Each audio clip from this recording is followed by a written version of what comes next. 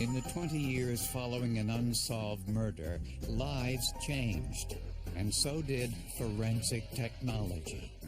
In time, a high-powered microscope and DNA profiling revealed a clue no one had seen before.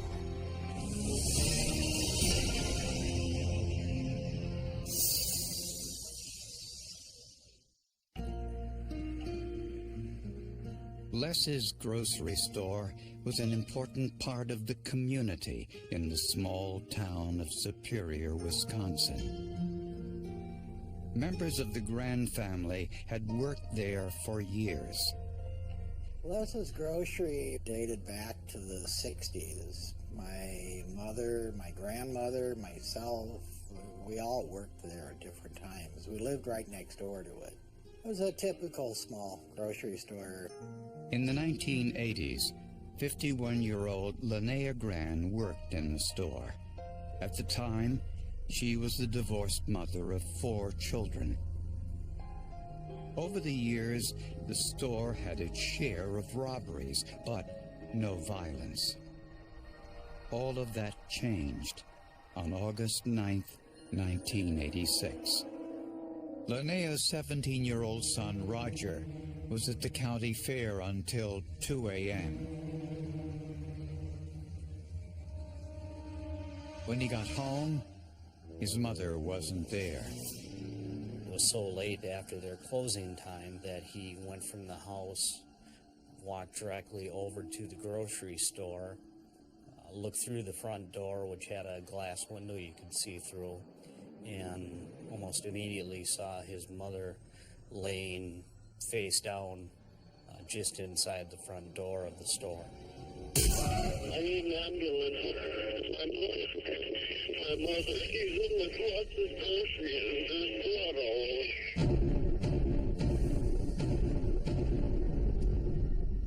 When police arrived, they found Linnea Gran dead, lying in a pool of blood. There were massive injuries to her head and to her face. Nothing was missing from the cash register. Nothing was missing from her purse. There didn't appear to be any sexual motivation. There was no clothing issues or body issues that could be determined in terms of a sexual assault investigation. So it was just a murder with nothing else to go with it. But there's also the potential that someone came to the store with the intent of robbing the store, but got scared off possibly by a passerby or another customer. According to the family, Linnea had no known enemies. Superior's a small town, and a brutal murder like that doesn't happen like it does in New York City. And I don't think they have a lot of experience dealing with that type of thing. Some thought the county fair may have had something to do with it. There usually is a slight increase in crime around the time of the fair. You will find higher incidents of, petty thefts, those kinds of crimes. It seemed to me it would be a natural thought. Perhaps somebody from the fair had killed her. With so few clues and no witnesses, investigators had little to go on. But they did find one tantalizing piece of evidence. When officers entered the store, they also saw what appeared to be footprints on some of the tiles. Would these shoe prints lead them to the killer?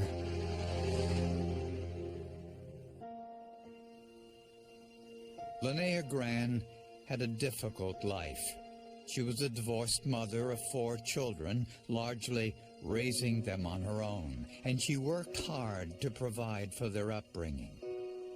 But her children remember another side. One of my favorite memories, my mom comes from way back when I was about 8 years old. She had gotten all gussied up and had her makeup on and came out of the house to get in the car, and I had left a plastic gun laying in the grass. I picked it up and swung it towards her, and it splashed her and messed up her makeup and her hair, and my heart sank. I thought for sure I was in deep doo-doo.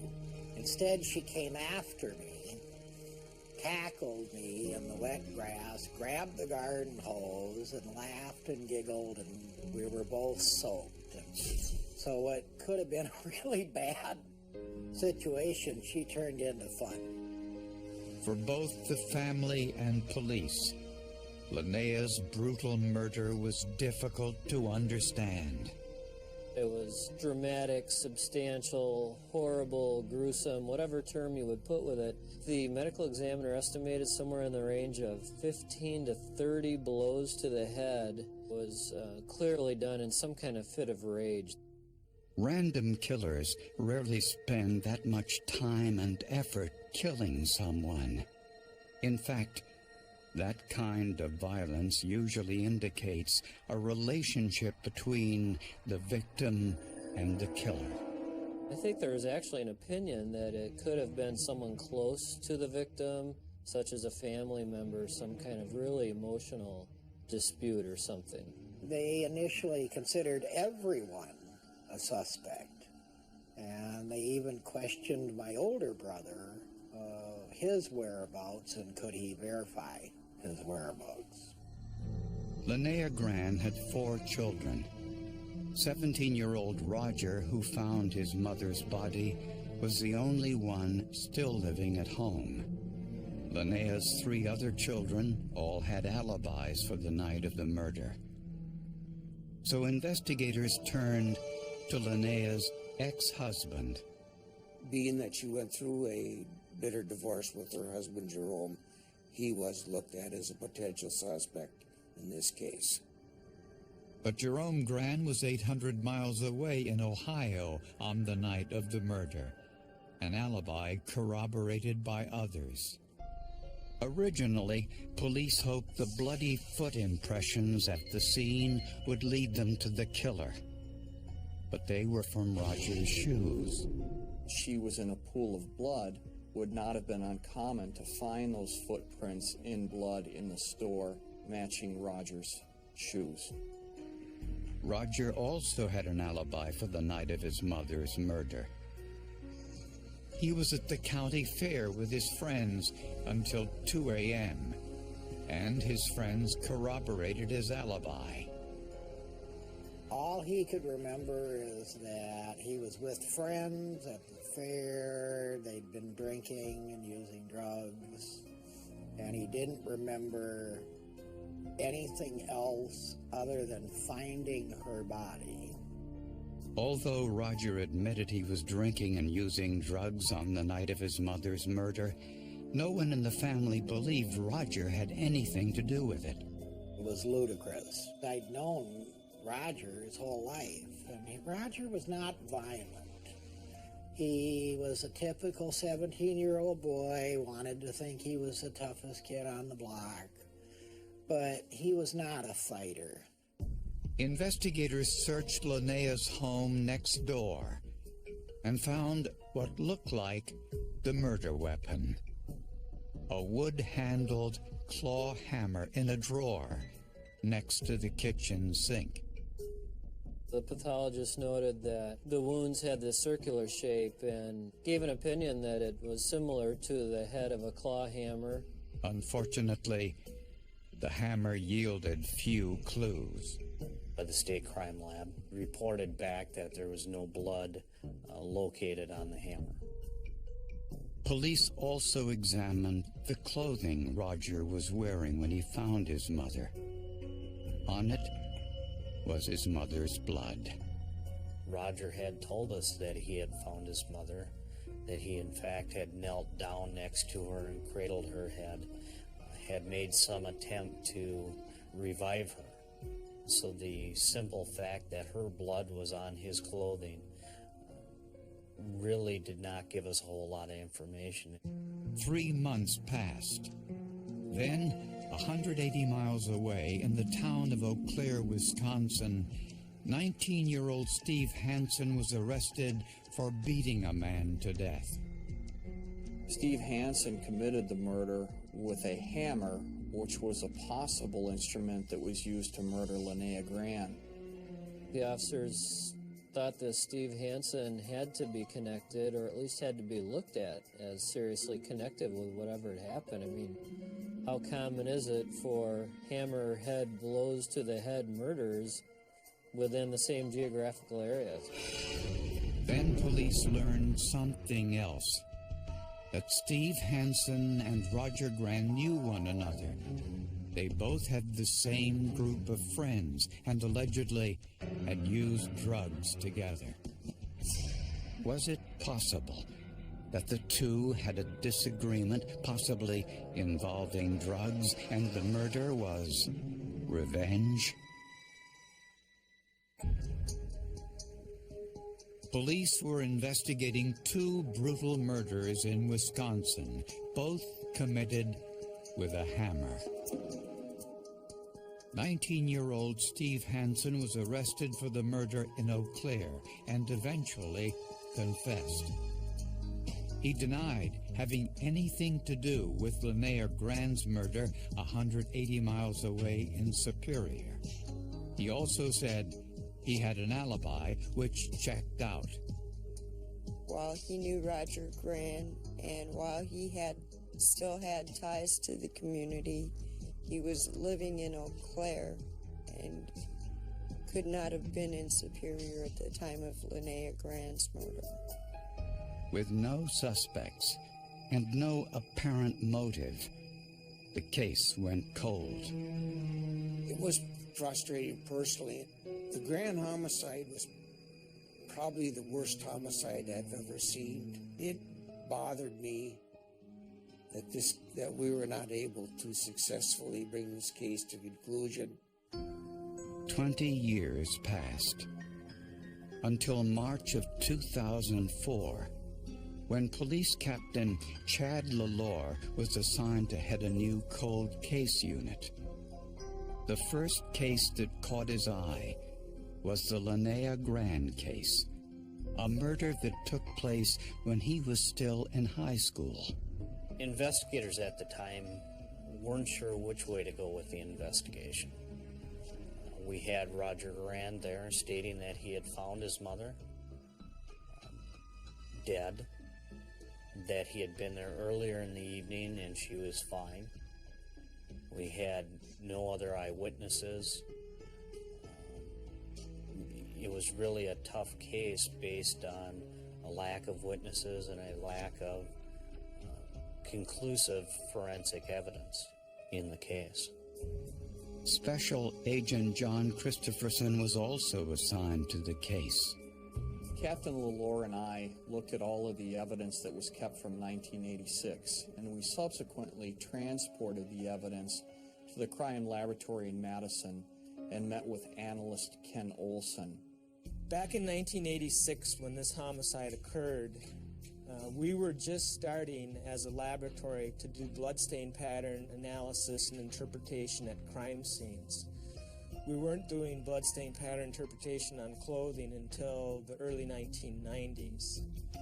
One of the first things Olson did was to examine the claw hammer found in the victim's kitchen. The 1986 analysis didn't find anything. But with new high-powered microscopes, Olson found minute amounts of what appeared to be blood in the hammer's grooves and edges. Even if this stain had been identified in 1986, it would have been too small for DNA testing. By 2004, that was no longer the case. Because of DNA, you don't even have to see the sample anymore. The stain was identified as human blood, and DNA testing gave investigators their first hard evidence. Once the DNA was tested on the hammer and it came back to being Linnea's DNA, that hammer became probable murder weapon.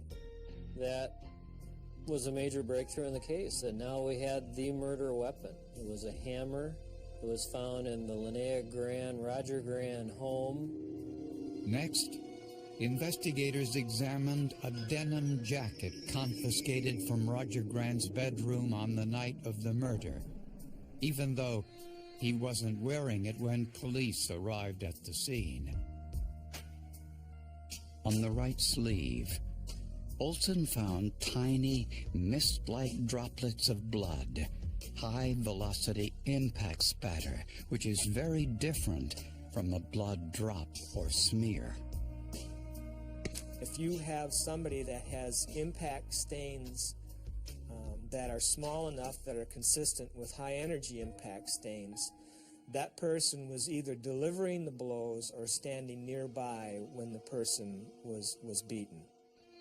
Inside the jacket, there was more blood. It looked like a contact or smear pattern. I think what the investigators thought and what the crime lab presumed was that the murder weapon was bloody and was placed in the jacket pocket to be removed from the scene. The shoes I examined, I found 2 small 1 millimeter and less in diameter bloodstains on the shoes that were consistent with a high-energy impact spatter. The DNA of the blood on Roger's jacket and shoes was his mother's.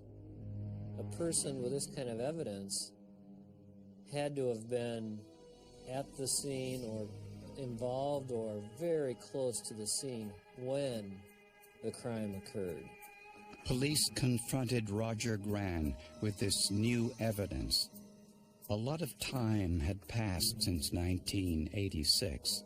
Roger was now a father himself with 2 teenage children.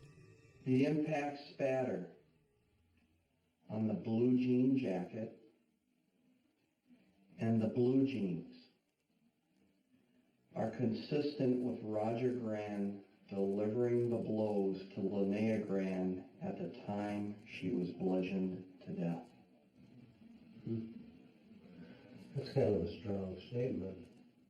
You would think that somebody who is being falsely accused of viciously murdering their mother would have adamantly refuted that statement, maybe even becoming loud, yell at us, or leave. Roger didn't do that.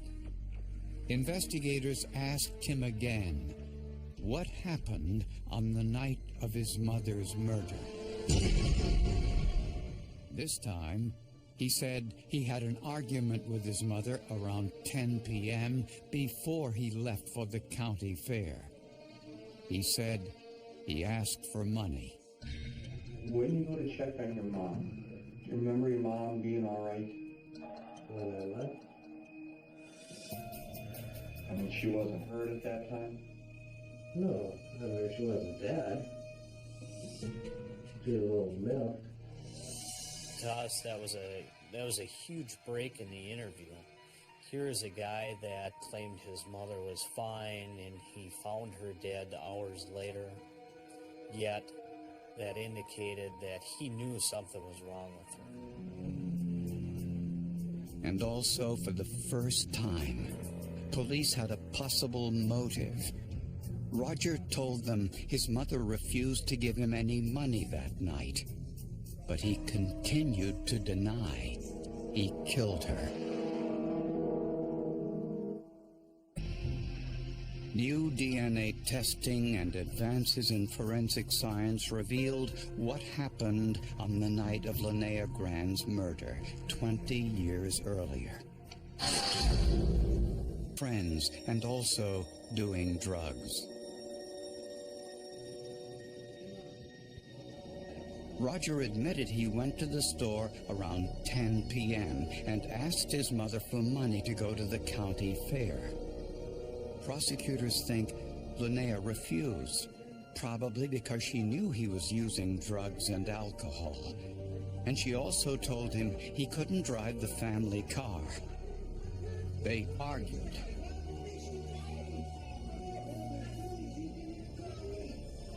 Roger lost control, grabbed a hammer from a toolbox, and struck his mother repeatedly.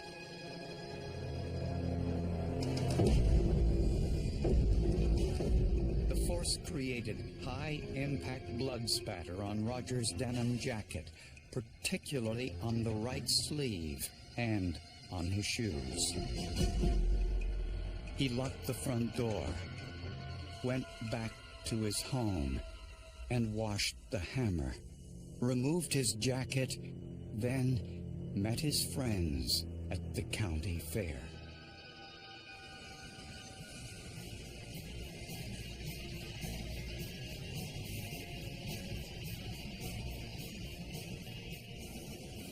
When Roger returned home around 2 a.m., he called 911 to report finding his mother's body in the store. Roger was not in his right mind. He was not in control of his faculties.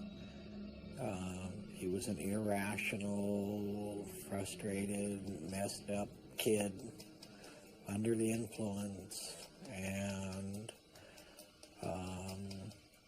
in his right mind, he would never consider harming our mother or anyone.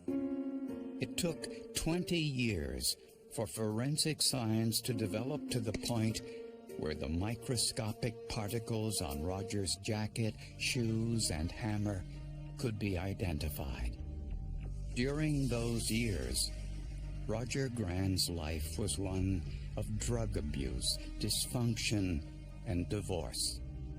He was in and out of, I couldn't even begin to count how many different times he was in and out of psych wards, detox centers, rehabs. Roger Grann lived in Superior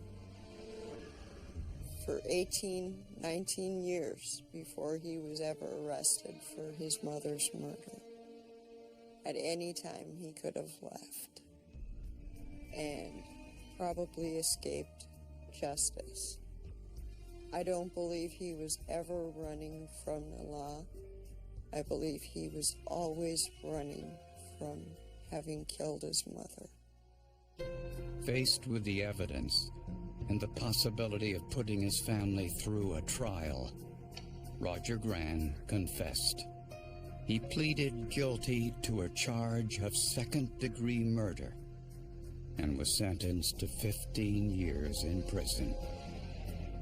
The case stands out from so many perspectives, and again, the satisfaction of seeing the good police work at the time that got put on the back burner, that was reopened with a new look, with new technology, new forensic evidence. Just the sense of justice is really overwhelming. There's an old saying, justice delayed is justice denied. But I don't think that's entirely true, and I think the family of Roger Grann would say that that's not necessarily true. It took 19 years for them to find out the truth, but at least now they know the truth because the science has assisted in that. It gives you renewed hope that cases that have remained unsolved for numerous years do have the potential to be solved, and the bad guy is still someplace out there, knowing full well that the police now have today's technology and we may be knocking on your door tomorrow.